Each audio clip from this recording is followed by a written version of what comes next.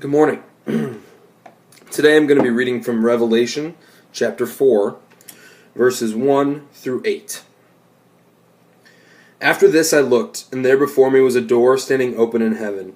And the voice I had first heard speaking to me like a trumpet said, "Come up here, and I will show you what must take place after this." At once I was in the Spirit, and there before me was a throne in heaven with someone sitting on it. And the one who sat there had the appearance of jasper and carnelian. A rainbow resembling an emerald encircled the throne.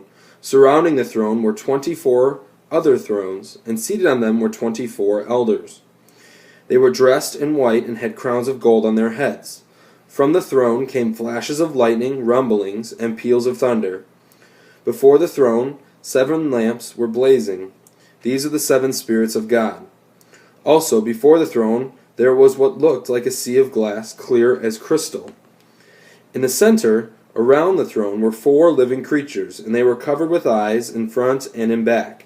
The first living creature was like a lion. The second was like an ox. The third had a face of a man. The fourth was like a flying eagle.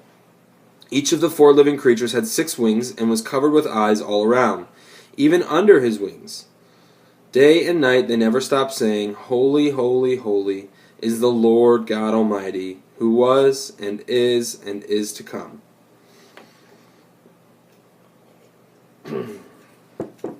I really enjoy Revelation 4 because it's a cool glimpse at John's interpretation of the throne in heaven.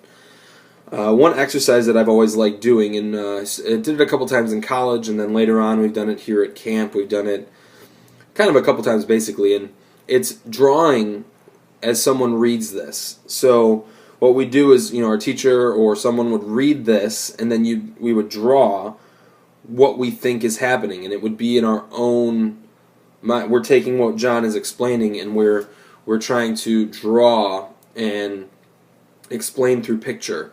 And it's kind of cool because when we did it, we never expected anyone to make it artistic or anything like that. Not everyone can draw very well, but it's interesting to see what words come out as in picture form. So I'll encourage you in this. If you want, you can just replay my video and listen to my voice read it. If you don't want to do that, I understand.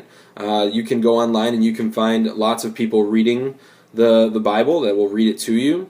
I know that Denzel Washington has done different readings for a spoken word Bible, so if you can find his voice, I will not be offended. But take some time and have someone read this to you and draw what you see, draw what you hear.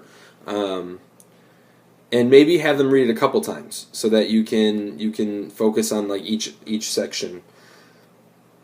And then once you've done that, look at it and even hang it up or look at it continually and have it remind you of Revelation 4. The last cool thing before we go is I just want to talk about is, this is what is explained here is John's interpretation. So he is trying to interpret what he's seeing. And this is something he's probably never seen before. And so when he says that the one who had sat there had the appearance of jasper and carnelian, well, I'm going to be honest, I don't know what carnelian is. I think jasper is a precious stone of some sort. Not really sure. Or a rainbow resembling an emerald encircled the throne.